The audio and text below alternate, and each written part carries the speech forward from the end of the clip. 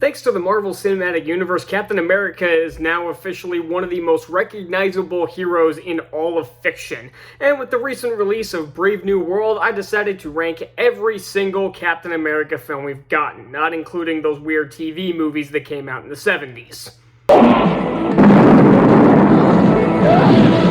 Ronny Cox, Kim Gillingham, Scott Paulin as the Red Skull, and Matt Salinger as the Marvel Comics hero, Captain America. This is one of the saddest fucking attempts I've ever seen at a superhero film. A movie that came out in 1990 that looks like it came out in 1981, some of the worst action and editing you'll ever see in a superhero film, and some piss-poor writing to go with it, a villain that doesn't really make much sense and is incredibly over the top and not in the fun way, and Matt Salinger is probably the worst choice for Captain America in this film.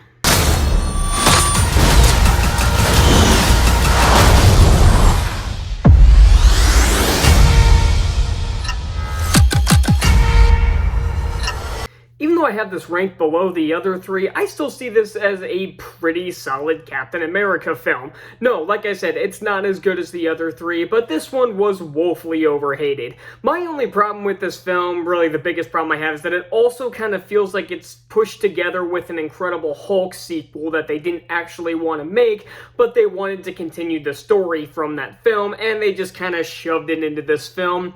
But I feel like that's disguised well enough. I like Harrison Ford in this role as Thaddeus Ross. I think he's a pretty good replacement. The action's a lot of fun, especially the missile sequence and the fight with Red Hulk himself that was pushed heavily in the marketing. And I know people complained it was only at the end of the film, but that's exactly what I expected, so I don't know what the issue was.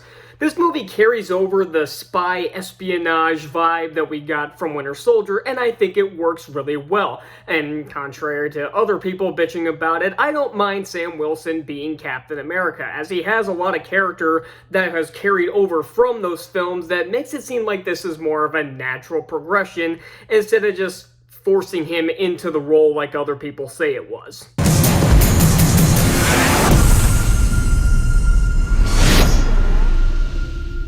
This was my first introduction to the character of Captain America, and it was definitely a damn solid start.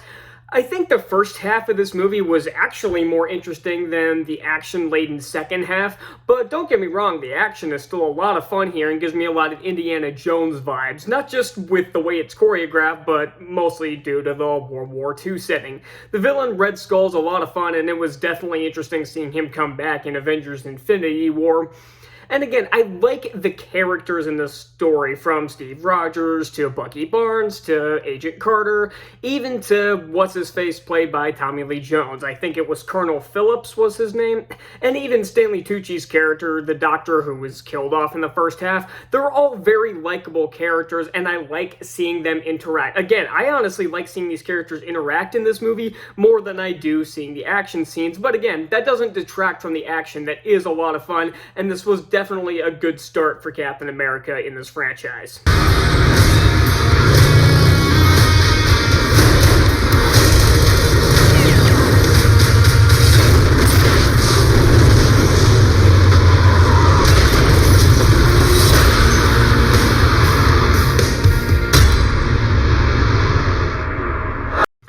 Boy, was this different from the first film in pretty much every way. Not just in time period, but in tone, with this one going from, like I said, more of a spy espionage feel, while the first one was your pretty standard action-adventure film. This one, you get to see a lot more of S.H.I.E.L.D., which I really enjoyed. It's cool seeing Cap interact with the modern world after being unconscious for 70 years, and they don't turn it into some crappy running gag. It actually feels very natural for his character. The villains here, I think, are a lot stronger. I think Hydra being around 70 years later and infiltrating S.H.I.E.L.D. to the point where they just completely take it over is really interesting to see. And we get some great introductions to characters like Falcon, who will obviously become more important later on in the franchise. This one was really the big turning point for Captain America, as I know a lot of people didn't like the first film that much, or even if they did, they just saw it as decent, but this one was a major step up from the first film.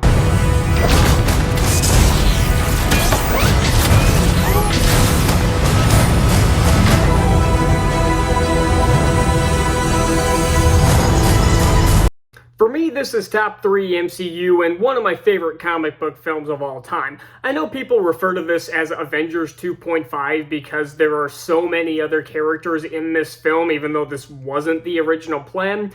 I still like how they managed to pull it off, and I honestly think this is much better than the comic.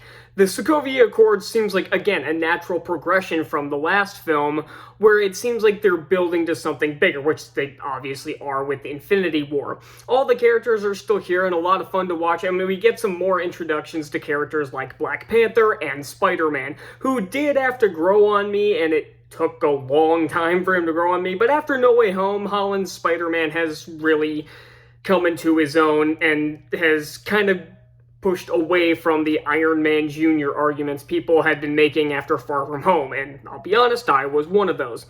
But again, this feels like a natural progression from Winter Soldier, and I think it does it as perfect as it possibly can. I honestly don't see any fault in this, and this was a perfect setup for Infinity War. Outside of the obviously crappy 1990 film, Captain America has been adapted into film very well over the past 20 years, and it seems like he will continue to be since he'll probably be one of the main players of the next couple Avengers films, which come out within the next couple years, and I am obviously really excited for. Will he get a 5th solo film? I guess we'll have to wait and find out.